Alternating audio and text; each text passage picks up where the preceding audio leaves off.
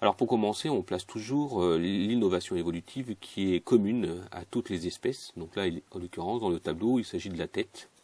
Après cette innovation évolutive qui est la tête, eh bien l'innovation évolutive la plus représentée, c'est la présence d'une mâchoire. Donc on place la mâchoire, mais on se rend compte que toutes les espèces qui sont dans le tableau présentent une mâchoire, sauf le criquet.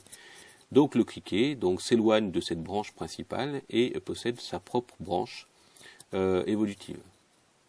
Et ainsi de suite. On va regarder quelle est l'innovation évolutive qui est la plus représentée après celle de la mâchoire. Eh bien, c'est les 4 membres. Donc, on place les 4 membres et on se rend compte que, ma foi, toutes les espèces présentent ces 4 membres, sauf le criquet. Mais bon, lui, il est déjà parti.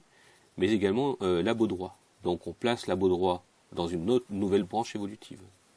Et ainsi de suite. On se rend compte que après les 4 membres, l'innovation évolutive la plus représentée, ce sont les écailles soudées. Donc je place les écailles soudées sur l'axe.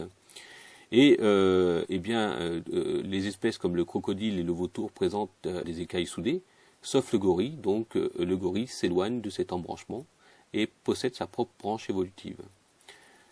Enfin, pour terminer, eh bien, ce qui va distinguer le crocodile du vautour, c'est bien donc la présence des ailes plumeuses. Donc le crocodile va s'éloigner de cette branche principale après l'apparition des écailles soudées. Alors si on essaye de compléter le tableau, on se rend compte que certaines espèces comme le gorille possèdent des innovations évolutives que les autres espèces ne possèdent pas.